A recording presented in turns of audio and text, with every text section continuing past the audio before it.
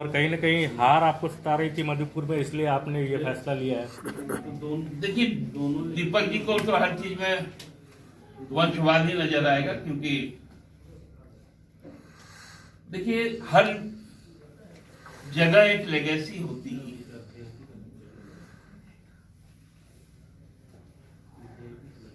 तो हम कह सकते हैं कि आरएसएस का जो भी प्रमुख बनता है तो वो भी तो एक वंशवादी होगा, क्योंकि वहां के लोग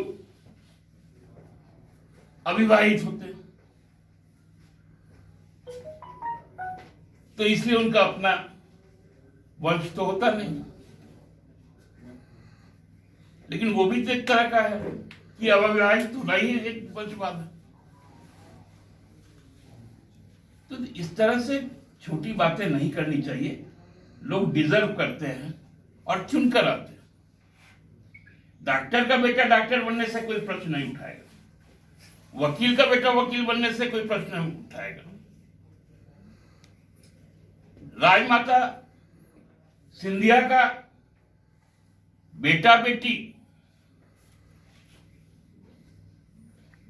पोता ये कोई सवाल नहीं उठाएगा। इंदिरा गांधी का लोग तो खिलाड़ीगण खेलते हैं, हम लोग तो विशुद्ध रूप से राजनीति करते हैं और राज्य का भला चाहते हैं। एक लंबे समय से मधुपुर सीट खाली था, हाजी साहब वहां के जननेता थे। साल भर हम देखे हैं कि चुनाव आयोग ने भी दुमका को लंबित रखा था, तो प्रत्याशाएं पूरी नहीं हो पाती। इसलिए यह निर्णय लिया गया कि उनके जो सुयोग्य वारिस है, क्योंकि लोगों का अरमान, मधुपुर के लोगों का हाजी साहब से जुड़ा हुआ था, इसलिए उनके पुत्र को शपथ दिलवाई जाए। और ये माननीय मुख्यमंत्री का विशेषाधिकार है कि वो अपने जो भी टीम है उसका विस्तार कब करे, टीम में फेरबदल कब करें, ये उनका विशेषाधिकार है। दीपक प्रकाश कह रहे एक सांसद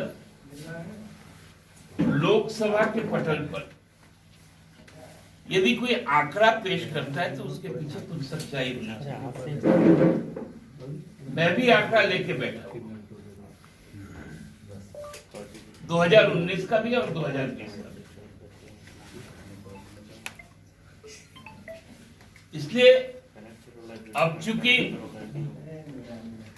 उनका सारा खेल धीरे धीरे समाप्ति की ओर है। फर्जी जमीन,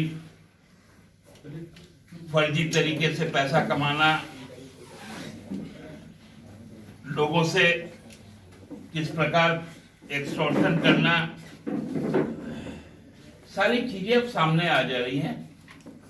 अब न्यायालय बहुत जल्द उस पर निर्णय भी लेने वाला है। तो हमको लगता है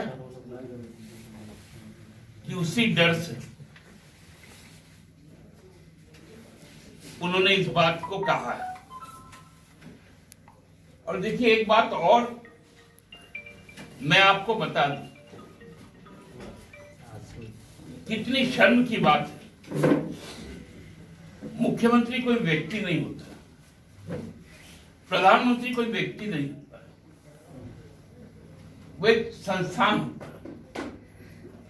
आप उस पर एक अनर्गल आरोप लगा रहे, जिस आरोप का कोई आधार नहीं, और इसी प्रकार के आरोप के कारण आप पर यहां पर मानहानि का दीवानी मुकदमा दायर है।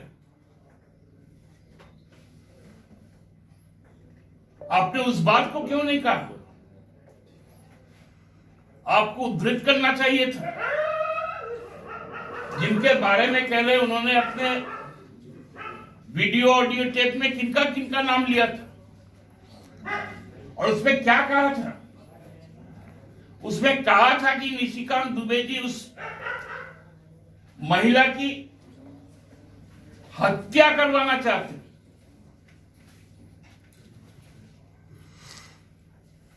हमको तो समझ में नहीं आता। खैर, अफसोस भी नहीं होता है जब देश का पूर्व गृह राज्य मंत्री किस तरह के, हम लोग सबको ही जानते हैं,